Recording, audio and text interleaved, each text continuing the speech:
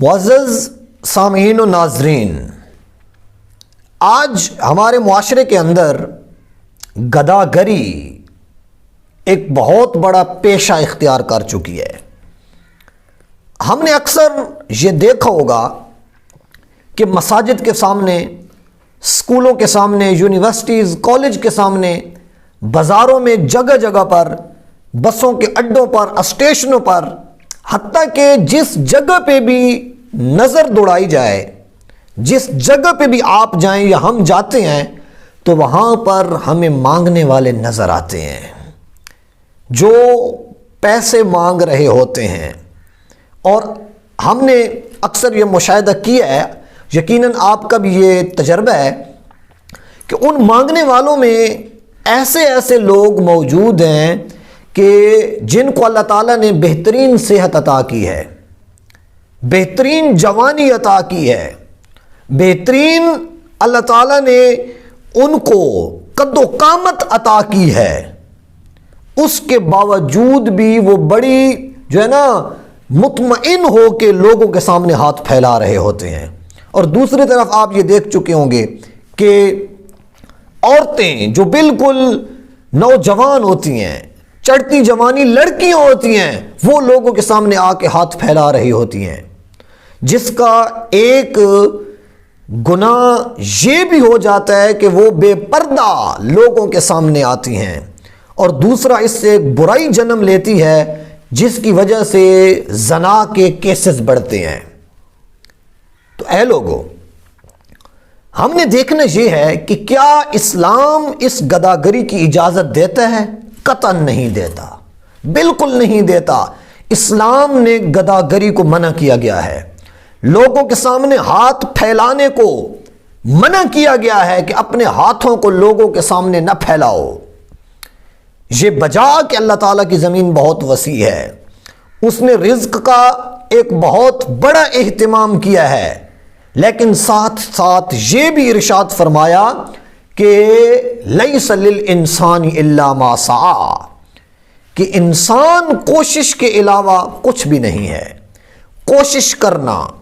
محنت کرنا، مشقت کرنا یہ ضروری ہے۔ اور آقا کریم صلی اللہ علیہ وآلہ وسلم نے ارشاد فرمایا کہ ایک شخص رسیاں اٹھائے، یہ حدیث پاک متفق حدیث پاک ہے، بخاری و مسلم دونوں میں موجود ہے، اور حضرت ابو ہریرہ اس کو روایت کرتے ہیں۔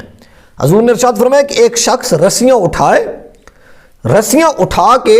وہ پہاڑ پہ چلا جائے، وہاں سے وہ لکڑیاں اکٹھی کرے، ان کا گٹھا باندھے، اس کو پشت پہ اٹھا کے لائے اور بازار میں آ کے بیچے، تو اس کا یہ عمل کرنا مانگنے سے کہیں زیادہ بہتر ہے، لوگوں کے سامنے ہاتھ پھیلانے سے کہیں زیادہ بہتر ہے، کیونکہ اس کو جو رزق ملے گا وہ اس کے حلال کا رزق ملے گا، اس کی محنت مزدوری کا رزق ملے گا۔ اور حضور نے ارشاد فرمایا کیونکہ مانگنے والا جب لوگوں کے سامنے جاتا ہے تو یہ ان کی مرضی ہوتی ہے وہ اسے کچھ دیں یا نہ دیں۔ تو اب فیصلہ ہم نے کرنا ہے کہ کہیں ہمارے اس عمل کی وجہ سے کہ جو ہم ان لوگوں کو پیسے دے رہے ہوتے ہیں جو کہ مستحق نہیں ہیں، جو کما سکتے ہیں، ہم سے اچھا کما سکتے ہیں، ہم سے اچھی محنت کر کے اچھا کھا سکتے ہیں، کہیں ہم ان کو اپنا روپیہ پیسہ دے کر جو اصل مستحقین ہیں، جن کو قرآن نے مستحق کہا، جن کو رسول اللہ نے مستحق کہا، کہیں ہم ان کا حق تو نہیں کھا رہے؟ جس جگہ پہ ہمارا اصل میں وہ 10 روپے کا نوٹ یا 50 روپے کا نوٹ جس جگہ پہ جانا ہے جو اس کا اصل حقدار ہے، کہیں ہم اس کا حق تو نہیں مار رہے؟ کہیں ہم وہ پیسہ ان لوگوں کو تو نہیں دے رہے جو کہ پیشہ ور بھکاری بن چکے ہیں، جنہوں نے اپنی زندگی کا مقصد اور زندگی کا وتیرہ یہی بنا لیا ہے کہ ہم نے مانگ کے کھانا ہے۔ حضور اکرم صلی اللہ علیہ وآلہ وسلم نے ارشاد فرمایا کہ حضرت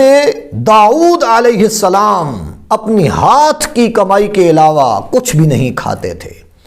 یعنی وہ وہی کھاتے تھے جو وہ اپنی ہاتھ کی محنت سے کماتے تھے۔ اور حضرت زکریا کے بارے میں حضور نے ارشاد فرمایا کہ حضرت زکریا علیہ السلام نجارن،